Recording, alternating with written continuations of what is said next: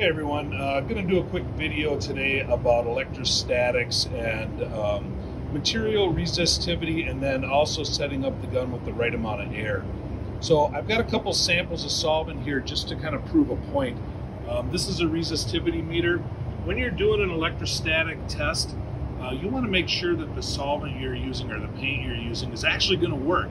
So typically I've got this probe here. You're going to stick this probe into the paint until the liquid goes about halfway through that opening or that circle.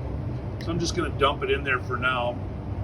And you can see I'm going to push this button, and that meter pegged almost to zero, right? So that means it's a really polar or really hot solvent. If you try and spray a paint with that kind of resistivity reading, it's going to ground that gun out and it's not going to work. Right? So I'm going to stick the meter in this bucket. It's a little bit different solvent, and you can kind of see that's a really nice resistivity reading for paint. You want to be between that 20 and 200 mega ohms. That's going to give you really good performance. So that's step one, make sure the paint you're using is actually going to work. The other thing I want to talk about is on the gun itself. If I've got some air going to this gun, and I pull the trigger, look at that green light down there. See how it went amber? That means there's not enough air going to this gun to turn that turbine fast enough to create the KV. So I'm going to go back to my supply here, and I'm going to increase my air pressure just a little bit. We'll come back to this, pull the trigger on the gun. Again, make sure that light stays green. And you can see on that display at the top of the gun, I've got full KV output. All right, so just a couple of tips on making sure that you've got the right paint, making sure you've got enough air to run that gun. All right, got another video here we want to do about setting up atomization on an electrostatic gun.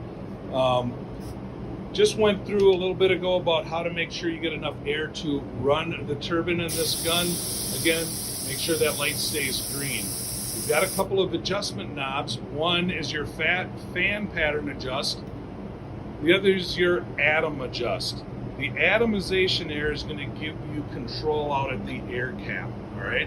So I'm going to go ahead and I'm going to open my fan adjust all the way up. So right now, if you look at my pattern, I've got a round pattern.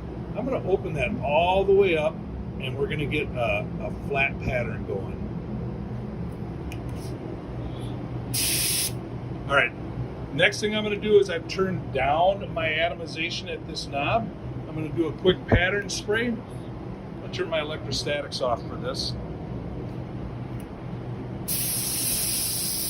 And there you can see all the droplets that we're looking at. Basically, I want to get the best atomization. I want to improve my droplet size, so I'm going to go back to my atomization knob. I'm going to give that about a quarter turn. And when I do that, that's basically giving me more air to the cap. Remember, I needed about 55 psi of air to run this gun, but I don't need all that out at the air cap.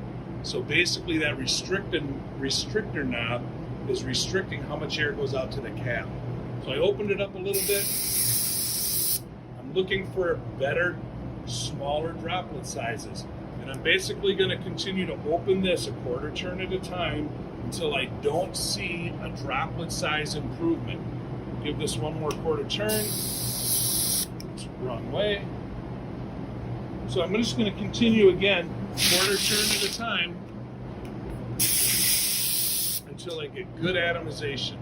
Once I don't see an improvement in atomization, I'm just going to drop this back a quarter turn to get it to the lowest setting to get the best performance of the gun. After you're done, turn those electrostatics back on. Make sure that light stays green. If it goes back to amber because we've changed the flow of air through the gun, go ahead and give yourself a little more air back at your supply.